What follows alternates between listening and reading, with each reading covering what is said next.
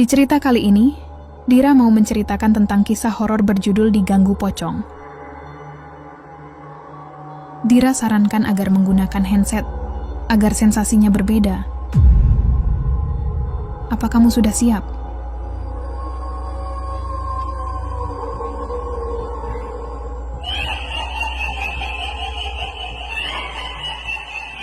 Di sebuah desa kecil yang terletak di pinggiran hutan, tinggal sekelompok remaja yang suka berpetualang. Salah satu dari mereka adalah Rina, seorang gadis pemberani yang selalu mencari tantangan.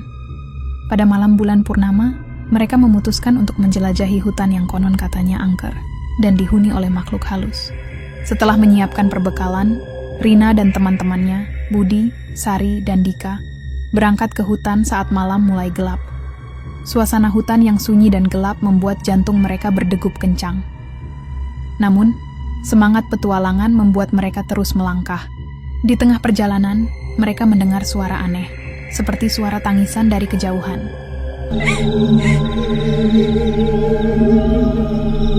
Rina, yang selalu penasaran, mengajak teman-temannya untuk mencari tahu dari mana suara itu berasal. Setelah berjalan cukup jauh, mereka menemukan sebuah area terbuka yang dipenuhi kabut tebal. Di tengah kabut, mereka melihat sosok berdiri tegak dengan kain putih melilit tubuhnya. Jantung mereka berdegup semakin kencang. "Itu pocong!" bisik Sari ketakutan. Rina merasa tertantang berani mendekati sosok itu. "Ayo, kita periksa," ujarnya. Saat Rina mendekat, sosok pocong itu tiba-tiba bergerak dan melirik mereka dengan tatapan kosong. "Ah!" teriak Dika, dan seketika itu juga mereka berbalik arah dan berlari secepat mungkin. Pocong itu mengikuti mereka dengan langkah beratnya. Suara langkahnya seperti menabrak dedaunan yang kering. Ketika mereka semakin panik, kawan-kawan Rina terpisah dalam pelarian. Rina berlari meraih Sari yang terjatuh, tapi pocong itu semakin mendekat. Mereka berdua bersembunyi di balik sebuah pohon besar, mencoba tenang sambil menunggu pocong itu pergi. Setelah beberapa menit, suasana mulai tenang. Namun, Rina merasakan sesuatu yang aneh. "Sari, apakah kau yakin pocong itu sudah pergi?" tanya Rina sambil berbisik. Sari hanya mengangguk dengan wajah pucat. Namun, tiba-tiba, mereka mendengar suara tertawa miring yang tidak asing lagi. Rina menoleh dan melihat Dika dan Budi datang bersama dengan senyum lebar. "Kami hanya bercanda. Ternyata tidak ada pocong di sini," kata Dika dengan tertawa. "Sangat lucu ya?" Budi menambahkan. Rina dan Sari merasa campur aduk antara lega dan marah. Namun sebelum mereka bisa membalas, kabut tebal kembali mengelilingi mereka. Ketika mereka berusaha keluar dari hutan, Rina merasakan angin dingin dan melihat sosok pocong itu muncul kembali di hadapan mereka. Namun kali ini, sosok itu terlihat lebih menakutkan, dengan wajah yang penuh luka dan mata merah menyala.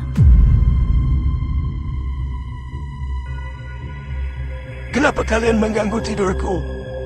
Suara itu menggemuruh dan membuat mereka menggigil ketakutan. Tanpa pikir panjang, mereka berlari sekuat tenaga. Rina berteriak memanggil teman-temannya, tetapi suara mereka hanyalah teredam oleh hutan yang gelap. Dalam pelarian, mereka terpisah lagi, dan Rina hanya bisa berharap teman-temannya selamat.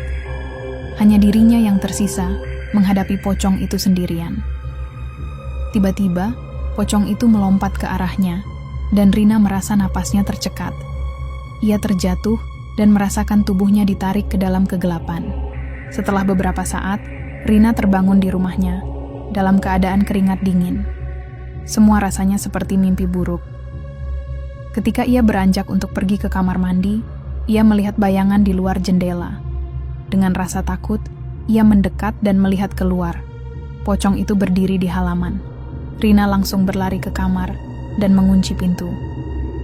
Ia berharap ini hanya ilusi, tetapi ketukan keras di pintu membuatnya tak berdaya. "Rina, jangan lupakan kami." Suara halus itu menyentuh telinganya, membuatnya merinding. Dia tahu, malam itu, pocong tersebut tidak hanya mengganggu, tetapi juga membawa sesuatu yang lebih menakutkan ke dalam hidupnya. Cerita ini berakhir dengan Rina berusaha melupakan pengalaman mengerikan itu. Tetapi tatapan kosong pocong selalu menghantuinya, mengingatkannya bahwa dia tidak pernah sendirian. Di balik setiap bayangan, pocong itu menunggu untuk mengganggu sekali lagi.